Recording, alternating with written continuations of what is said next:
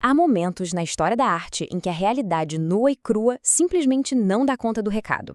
Boas-vindas a esta análise visual. A gente vai fazer uma jornada bem atmosférica por um dos movimentos literários mais fascinantes e, francamente, mais etéreos que já existiram. É uma verdadeira imersão na arte da sugestão, no universo dos sonhos e naqueles cantos mais profundos do inconsciente. Para compreender de verdade essa estética, a gente precisa meio que fechar os olhos para o mundo lógico, calculista e abrir a percepção para aquilo que não dá para tocar, só sentir. Ok, vamos mergulhar fundo nisso. Para entender o peso dessa ruptura estética, a gente tem que olhar para o contraste das ideias na época. Imagina o seguinte: no final do século XIX, ali pela década de 1880, o mundo era totalmente dominado por uma obsessão absoluta por ciência, método, objetividade pura e dura. O realismo e o naturalismo queriam dissecar a sociedade como se ela fosse um laboratório mesmo. E aí, bum, o simbolismo nasce batendo de frente contra essa rigidez toda. Ele rompe violentamente com o mundo material e abraça o que é subjetivo, o mistério, o sonho, e traz uma espiritualidade fortíssima. E se existe uma frase que amarra perfeitamente toda a tese dessa revolução, é essa citação simplesmente genial do poeta francês Stéphane Mallarmé. O ponto dele aqui é de uma beleza absurda. Para esses artistas, entregar tudo mastigado é arruinar a magia. Nomear um objeto de forma muito direta destrói completamente o enigma, a aura da coisa. A verdadeira arte, na cabeça do simbolista, não é um manual de instruções ou um relatório técnico. O grande lance da poesia é evocar. É o ato de sugerir que faz a mente sonhar e preencher as lacunas com as nossas próprias emoções. As ferramentas da sugestão. Bom, vamos ver rapidinho o que esses escritores usavam na prática para atingir objetivos tão imateriais. Essas características formam basicamente o arsenal poético deles.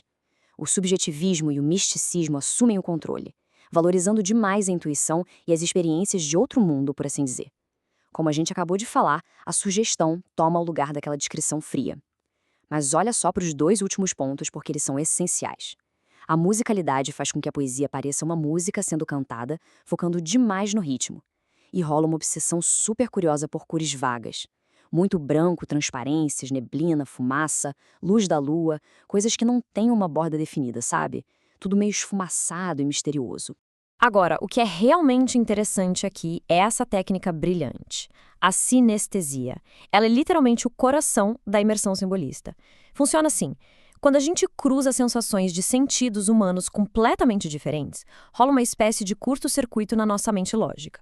Por exemplo, um perfume doce mistura o olfato com o paladar. Um som áspero junta audição e tato. Uma cor gritante une visão e audição. Essa mistura sensorial faz a linguagem do modo automático e joga a gente em um estado de sonho super denso, onde as coisas são percebidas todas ao mesmo tempo. O simbolismo no Brasil. Saindo lá da França, vamos cruzar o oceano e ver como essa estética chegou na América do Sul e ganhou uma cara toda própria. 1893. Esse ano é definitivo. É o marco zero, o momento oficial em que essa mudança monumental de estética bateu na literatura brasileira. Foi exatamente aí que a obsessão por ser objetivo começou a abrir espaço para o culto ao mistério aqui no nosso cenário. E a fundação desse movimento não foi nada tímida. Na verdade, foi uma baita demonstração de versatilidade. O pontapé inicial rolou com a publicação de duas obras ao mesmo tempo. Missal, que trazia uma pegada de prosa poética, e Broquês, focado na poesia estruturada. E o mais chocante disso tudo, essas duas obras, super diferentes no formato, saíram da cabeça de um único autor. Aqui tem um detalhe histórico muito fascinante. Diferente do realismo, que falava diretamente sobre os problemas da sociedade e bombou rápido na época, o simbolismo foi bem mais recluso. Chegaram até a chamar o movimento de uma arte de minorias. Sabe, uma literatura feita para poucos mesmo, por ser tão complexa e etérea. Mas não se engane, a herança deles foi gigantesca. Essa tal arte de minorias mudou para sempre a cadência, o ritmo e a musicalidade de toda a literatura brasileira que veio depois. Os grandes nomes brasileiros. Para entender o tamanho dessa herança, a gente precisa conhecer de perto as figuras centrais que abraçaram o efêmero e deram uma identidade inconfundível para o movimento. Pruz e Souza. Este é o autor daquelas duas obras fundadoras de 1893. Apelidado de Cisne Negro, ele é, sem sombra de dúvida, o mestre supremo do simbolismo no Brasil. A poesia dele é um mergulho profundo numa angústia existencial tremenda. Ele usava a cor branca quase como uma obsessão, uma metáfora enorme para a pureza e para a transcendência espiritual. E olhando de forma histórica e neutra, dá para notar claramente como os versos dele acabam refletindo, de forma sutil, mas inegável, todo aquele peso e o sofrimento brutal do preconceito racial que ele enfrentou a vida toda. Outro pilar gigantesco da escola simbolista é o Alfonso de Guimarães. Se o Cruz e Souza mirava na transcendência e na angústia, o Alfonsos é o poeta da morte e do amor místico. A história dele é atravessada por uma tragédia muito pesada, a perda super precoce da prima dele, a Constança, que era seu grande amor. Essa perda ancorou a obra inteira dele.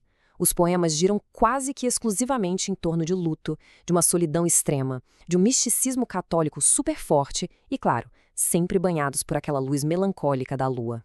A música da poesia. Vamos avançar e ver como isso se constrói na prática, mostrando como a teoria da sugestão transforma palavras em pura magia sonora. Olha só que fascinante esse trecho do famoso poema Violões que Choram, do Cruz e Souza. A intenção dele aqui não era só falar sobre violões, mas fazer a gente literalmente escutar o instrumento através do som das palavras. Repara bem na repetição contínua das consoantes V e L, que é uma técnica que a gente chama de aliteração. Ah, plangentes violões dormentes, mornos, soluços graves, piedosos vagos, vozes veladas, veludosas mágoas, velas da noite, infatigáveis longas. A própria pronúncia dessas letras, esse V e L, cria uma vibração na boca que imita com uma perfeição absurda o som daquele dedilhado triste e contínuo das cordas de um violão chorando à noite. É a linguagem indo muito além da escrita e virando acústica pura. Sensacional, né?